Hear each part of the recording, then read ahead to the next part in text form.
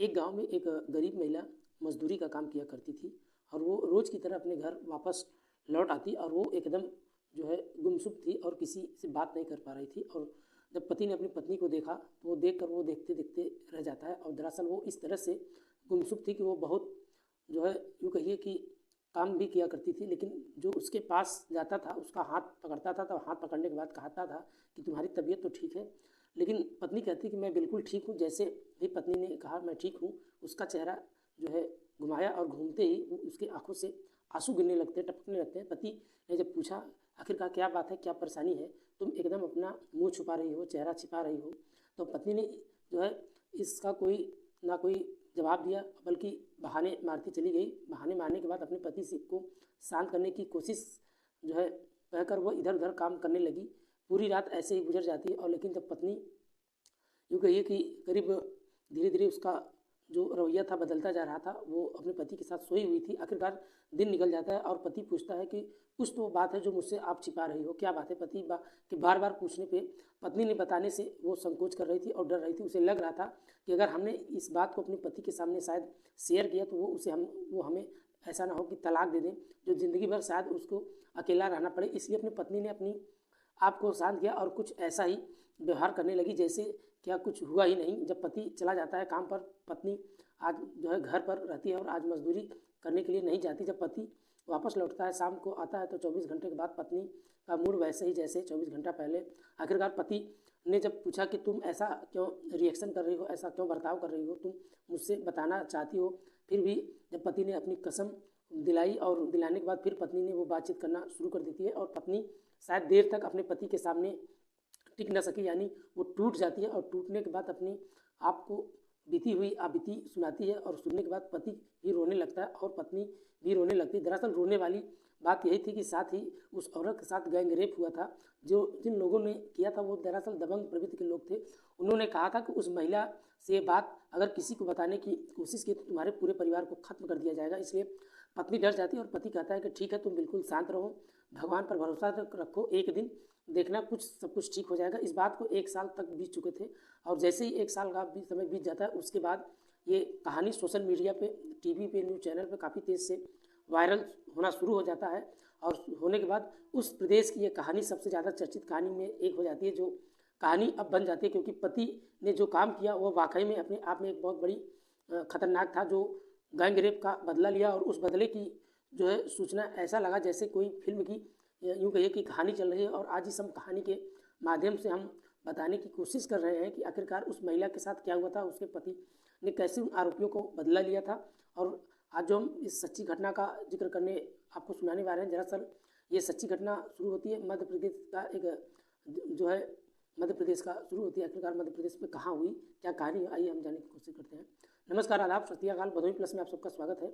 आज जो हम आपके साथ कहानी शेयर करने जा रहे हैं, दरअसल ये कहानी शुरू होती है मध्य प्रदेश का, और मध्य प्रदेश का एक ज़िला लगता है रतलाम, और रतलाम ज़िले का एक थाना लगता है बिलपौक, और बिलपौक का थाना क्षेत्र का एक गांव लगता है रत्तागढ़ खेड़ा, जहां बात कर रहा हूं 4 जनवरी 2022 की सुबह लगभग 7:30 के आसपास का वक्त रहा होगा। एक किसान जिसकी उम्र लगभग 32 साल की उम्र की रहा होगा, उसका जो है नाम जो है लालता उर्फ लल्ला सिंह होता है। और उसने अपने खेतों की सिंचाई करने के लिए खेत पर गया था क्योंकि रात में लाइट नहीं आ रही थी, और लाइट आने पर इसकी बिजली आने से जो समय था वो दिन में ही था। और दिन में किसान दरअसल अपने खेतों का में काम करने के लिए जा रहे थे, और इसी बीच वो जाता है। जाने के बाद जैसे ही अपने ट्यूबवेल पर पहुंचता है, ट्यूबवेल पर जाते उसने स्टार्टर पर बटन दबाया ताकि नलकूप जो है पानी से निकलना शुरू हो जाए, खेतों की सिंचाई शुरू हो जाए। जैसे उसने बटन दबाया, बटन दबाने के बाद एक ज़ोरदार धमाका होता है, और धमाके के बाद उस धमाके की गूंज यूँ कहिए कि इतनी तेज़, जिसके उसके आसपास के उसके इर्द गिर्द जितने भी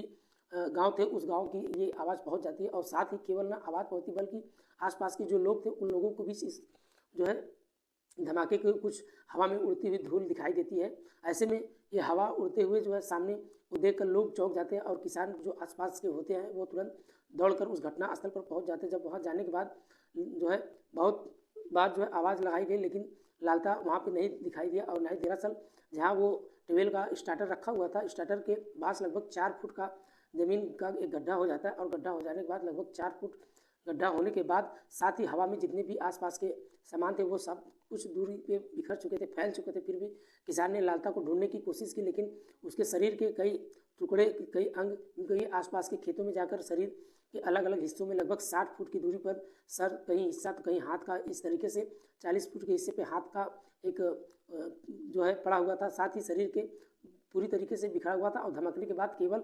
आसपास के खेतों के लोग बल्कि आसपास के गांव के लोग भी दौड़ कर मौके पर पहुंच जाते हैं। और किसान ने जब ये सूचना उस लालता यानी उसकी जो है लालता उर्फ लल्ला की पत्नी के परिवार को, दो तुम्हारे यहाँ जो है इस तरीके से हादसा हो चुका है और उनके धमाके के शरीर के कई टुकड़े भी, चिथड़े भी उड़ चुके हैं। उनकी पत्नी और उनके बेटे, उनकी बेटी का उम्र लगभग 5 साल होगा और उनके बेटे का उम्र लगभग 7 साल का उम्र के आसपास का वक्त रहा होगा।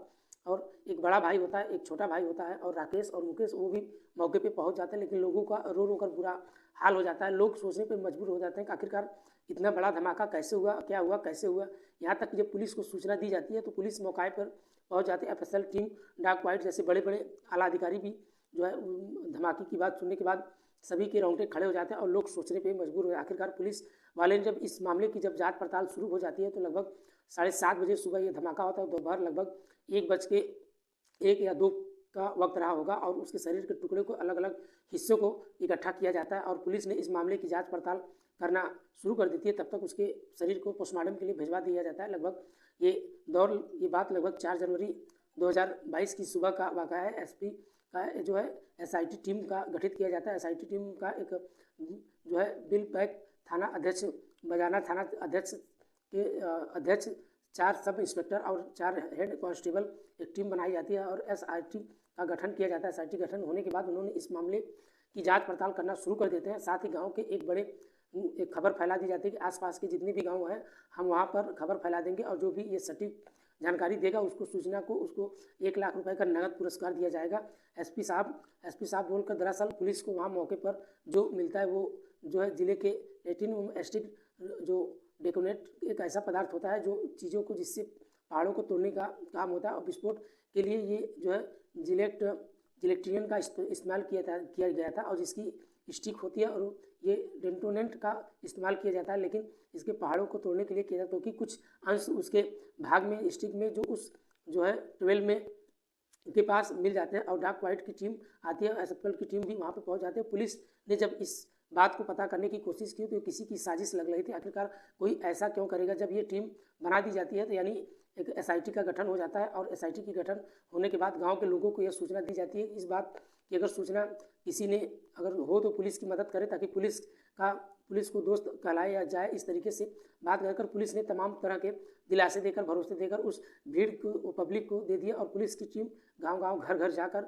जो है लोगों से बातचीत करना शुरू कर देती है। लगभग 4 जनवरी और 5 और 6 और 7, 8 और लगभग इस तरीके से 5 दिन को टीमों में जो है कम से कम आसपास के गांव के सारे लोगों को बारी बारी से बातचीत करने पर एक का नाम सामने निकल आता है और वो नाम सुरेश लोढ़ा, और सुरेश लोढ़ा एक नाम सामने आता है जिसको कहा जाता है कि साहब अब लगभग 6 महीने पहले ठीक इसका धमाका जैसे धमाका हुआ था। लेकिन जब ये धमाका हुआ था तो कोई नहीं ये बात जानता क्योंकि सुरेश लोढ़ा अपने घर का ताला लगा कर वो जो है अचानक गायब हो जाता है और ठीक वैसे ही जैसे इसका धमाका हुआ था वैसे ही सुरेश लोढ़ा इस बारे में अपनी घर का ताला जो है लगाता है और गायब हो जाता है। और लेकिन जब धमाका होता है तो धमाका के कुछ देर पहले ही वो मौके पर देखा गया और जबकि उसके कई आसपास के खेत में भी जो वो खेत के कई पर गए हुए थे। आखिरकार पुलिस ने जब सुरेश लोढ़ा को एक गिरफ्तारी करके उसे हिरासत में ले लिया, उससे जब पूछताछ करने की कोशिश किया गया तो बातचीत करने पर पता चला कि उस व्यक्ति की हिरासत में पूछताछ में बुलाया जाता है जिसका नाम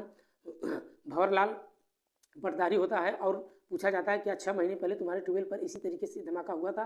कहा जाता है साहब हाँ धमाका हुआ था लेकिन नीम का पेड़ बीच में नहीं आता तो शायद वो आदमी मर जाता। ऐसे में पुलिस ने जब पूछताछ और नीम के पेड़ के जो है इसमें जो रोल था उसमें एक तरफ से यूँ कहिए कि स्टार्टर का जो ट्यूबवेल का एक दूसरी की तरफ में खड़ा ये गड्ढा था जहाँ धमाका हुआ था और बीच में पड़ा था क्योंकि ये धमाका वो पेड़ की ओट में मैं जाता था। अगर मैंने पेड़ की इधर साइड से होता तो शायद मैं भी मारा जाता क्योंकि धमाका इससे पेड़ में होकर ऊपरी सारी चोट लगी और इस तरीके से वो कहीं ना कहीं पुलिस को लगता था कि कहीं ना कहीं कुछ तो ऐसा है जो ये लोग लगभग 8-10 दिन तक इनका जो है इलाज चलता रहा और इलाज में होते समय पर वो शायद वो जो है यूँ कहिए कि पुलिस ने अधिकारी जब सुरेश को हिरासत में लेकर पूछताछ करना शुरू किया तो सुरेश ने आखिरकार तुम ये दोनों ये घटनाएं अब जब लगभग 6 महीने बीत चुके हैं, ऐसे में ताला लगाकर तुम पुलिस वालों के सामने ज़्यादा देर टिक नहीं सकोगे। दरअसल पुलिस ने जब उसे पूछा जाता है तो कहानी सुनाने के बाद पुलिस भी के पैरों तले ये जो है खिसक जाती है, क्योंकि पुलिस ने सोचने पर मजबूर होता है आखिरकार कोई व्यक्ति ऐसे कैसे करता है। दरअसल जो बात उस वक्त ये 1 साल पहले की पुरानी बात है। उसकी पत्नी एक बार खेत में काम करने के लिए जाती है और एक बार नहीं बल्कि मजदूरी करने के लिए जाया करती थी, और उस दिन मजदूरी करने के लिए पूर्व सरपंच जो है भंवरलाल पटदारी और वहाँ पर ये मजदूरी करने के लिए गई थी। और वहाँ जाने के बाद उसके दोस्तों ने, एक का नाम लाला उर्फ लाल सिंह होता है, जो दूसरे का नाम दिनेश, और उन्होंने मिलने के बाद पत्नी का गैंग रेप करने के साथ उसका बलात्कार किया और धमकी दे दिया, किसी की अगर इस बात को पता चली तुम्हारे पति तुम्हारे परिवार को सारे आदमियों को मार दिया जाएगा, धमका डराकर इस जो चीज़ निकलने के सामने आती है। ऐसे में सुरेश को पुलिस के पास जाता तो लेकिन पुलिस भी उसकी सुनवाई नहीं करती। ऐसे में थ्योरी ये चलती रही और थ्योरी की ये चलती, इस बात को पुलिस ने आए बदनामी को हुए लोग क्या क्या कहेंगे सोचकर वो शांत हो जाता। जैसे ही पुलिस ने उसे पूछा कि उसने दोनों ही कहानी सामने आती है, लेकिन कौन सी कहानी सच है, शिकायत को लेकर आया जाता है और पुलिस ने नहीं सुनी और बदनामी के डर से इसका बदला लेना शुरू हो जाता है। हालांकि जब पुलिस ने ये क्लियर कर दिया कि ये पाई, लेकिन इसके लोग जब पूरी